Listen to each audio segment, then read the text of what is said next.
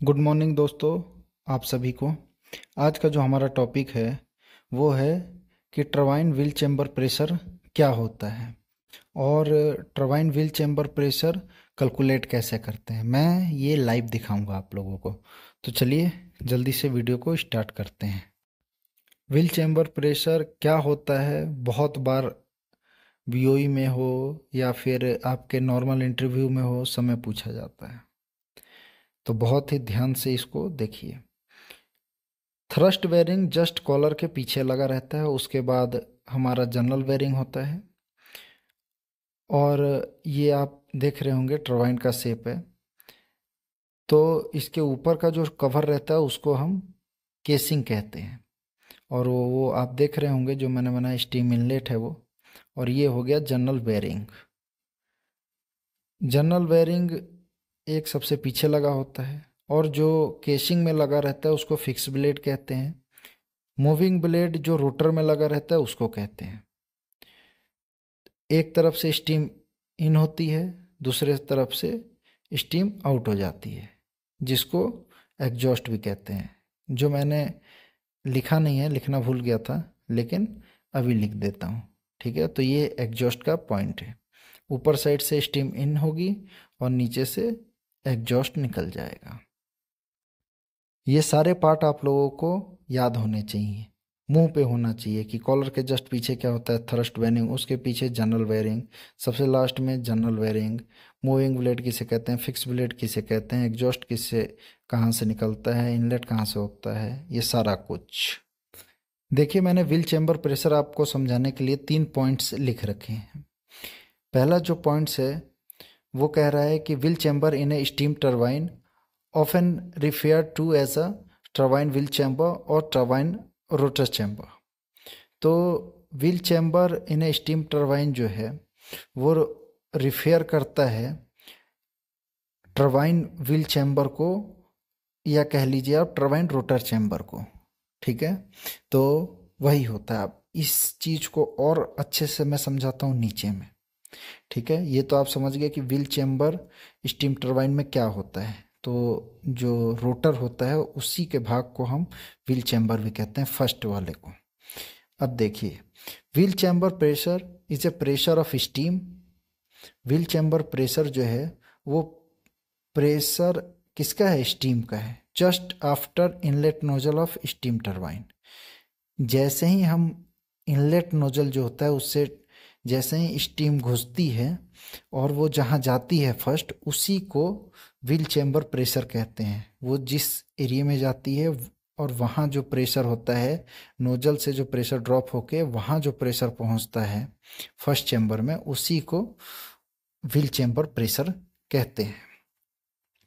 तो इससे आप समझ गए होंगे। ये देखिए, यहाँ से इनलेट जाएगा और ये पहले में ही जहाँ जाएगा उसी को व्हील चैम्बर प्रेशर कहते हैं। अब तीसरा थोड़ा और अच्छे तरीके से समझते हैं क्या होता है। Wheel chamber is a chamber provided on hot side of balance piston is between first stage and balance piston. तो आपको देख रहा होगा कि मैंने टरबाइन वाले में पिन से थोड़ा इधर किया है। ठीक है, ये जो है ये बैलेंस पिस्टन लगा रहता है इसके बीच में, और जो फर्स्ट स्टेज है, ठीक है, जो आप लोगों को मूविंग ब्लेड फर्स्ट स्टेज दिख रहा है, उसके बीच में जो प्रेशर होता है उसी को हम व्हील चैम्बर प्रेशर कहते हैं। मैंने लिखा नहीं था, ये अभी आपके सामने लिख देता हूँ, बैलेंस पिस्टन।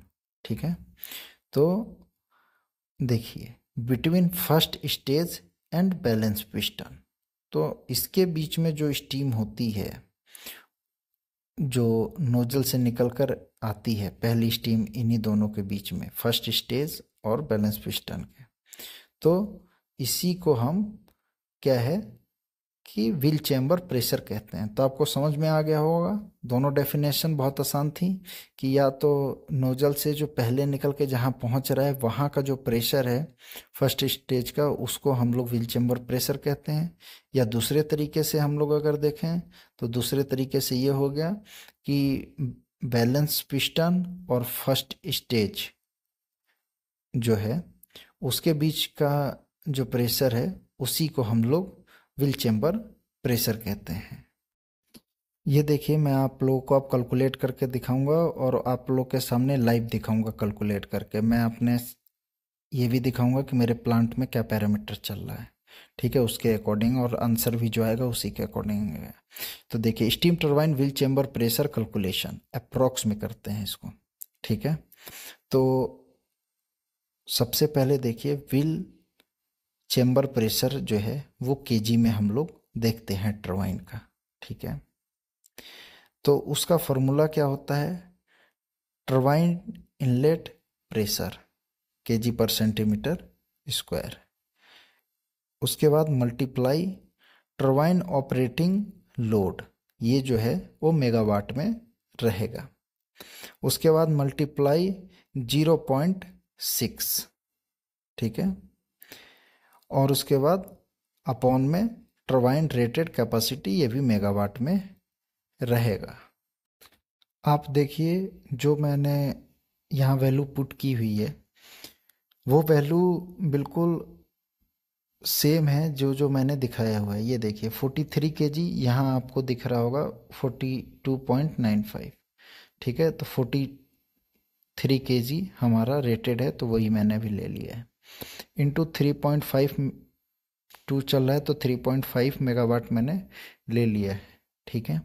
और 0.6 को आपको इसमें मल्टीप्लाई करना है, और 11.9 मेगावाट ये हमारा इतने की कैपेसिटी की हमारी टरबाइन है, ठीक है। तो इनको जब कैलकुलेट करिएगा तो 7.6 आपका आएगा, और ये हमारा आप देख रहे होंगे 7.6 के आसपास ही है। ये हमारा पैनल गेज बोर्ड का गेज है, और इसमें व्हील केस स्टीम प्रेशर जो है वो 7.6 दिखा रहा है। जितना हमने कैलकुलेट किया उतना ही हमारे गेज बोर्ड के पैनल में दिखा रहा है। तो आशा करता हूँ कि ये वीडियो आप लोग को बहुत अच्छी लगी है। अगर अच्छी लगी हो वीडियो तो चैनल को सब्सक्राइब कर दीजिए, वीडियो को लाइक करिए और इस पर कमेंट भी करिए।